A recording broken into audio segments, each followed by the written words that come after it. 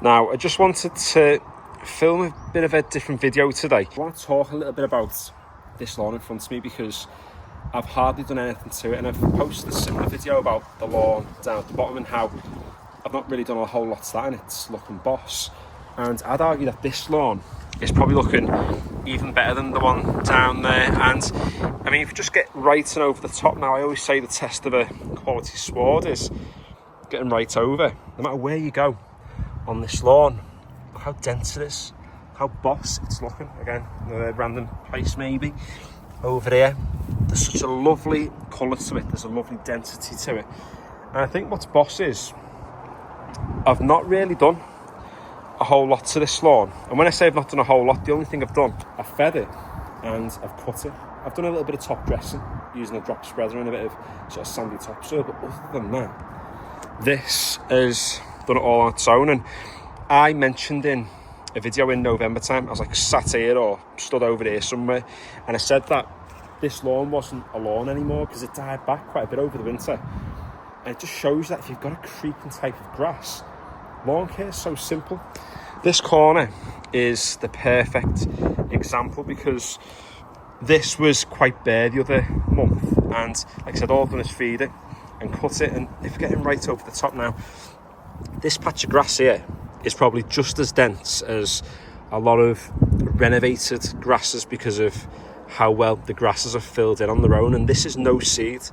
We've had no seed at all on this lawn, no, not even like overseeding patches. The one down at the bottom, we overfed some patches, or overseeded some patches should I say, this year, but we've not overseeded anything. This is nature doing its thing. Yeah, it's not perfect.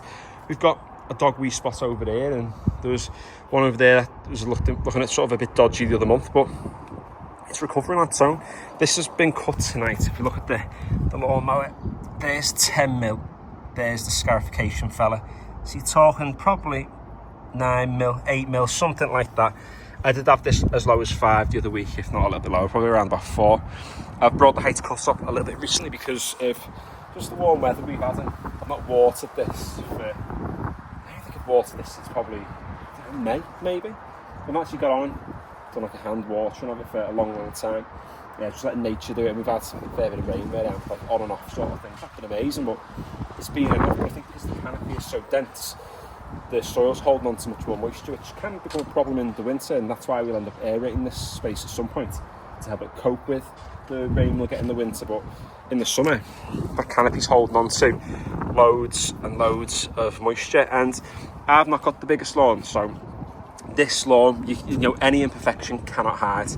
State that little fella there, that little patch of grass sticking there, you know, it's nothing can hide on this lawn. That's why those patches stand out over there. If this was a massive lawn, 100, 200, 300 square metre lawn, then you'd have this sort of angle and everything would look completely and utterly pristine. But because it is small, you see those little imperfections here and there. But like I just said, we can get in right over the top of the swards, and no matter where we go, it's looking completely flawless. Let's just do a little pass across here now and just see where any imperfections are. Feel free, that's no weed, that's just a bit of a leaf that's probably cut off one of these plants over there. Feel free to try and spot any weeds. Feel free to try and spot any oh, there's a bit of the strimmer line that's standing out. Feel free to try and spot any power, because I don't think we've got any. I've not pulled anything from this lawn in ages power wise. You know, it just looks immaculate.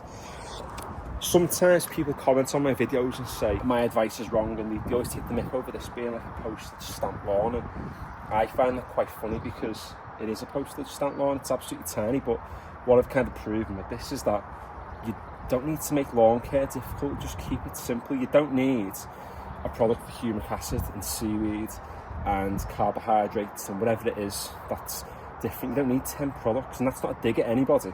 You can go that way, you can do that, you can do that ryegrass, and people who want to do that, there's no issue with it, go and do it. But I know, from speaking from my perspective, I'm someone who 5 years ago, if you'd have showed me a lawn like this, I'd have said that's impossible to obtain. Yeah, to an extent, it takes a lot of time, so I've got to cut the thing, but that's all I really do. I've been feeding it once every 2 weeks with a liquid, once every month with a granular. I've been cutting it probably every day the past week, but probably every 2 to 3 days. So granted, that's a lot of work, but if you're into lawn care, surely the aim, if you're like a lawn enthusiast, surely the aim is to enjoy cutting the lawn and have the lawn looking boss all the time.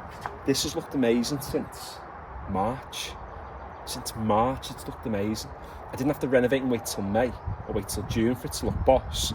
It's looked boss pretty much all year so far, and it's going to look this good until like November time, and then it's going to struggle a little bit.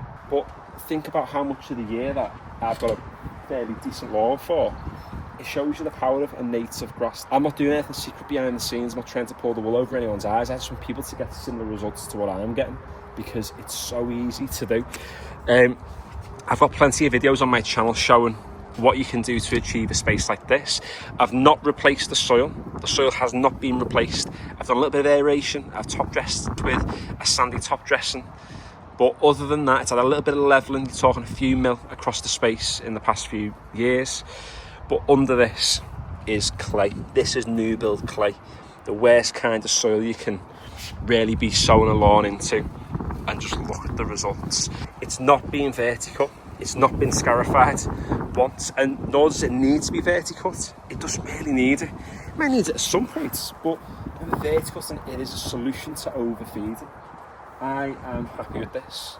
If you want to follow along and see how you can get a lawn like this yourself, then feel free to do so, because this lawn channel is almost becoming about sustainability, about getting it right, about coming out in sliders with dog bites in and pyjamas, lawn mowing and cutting it.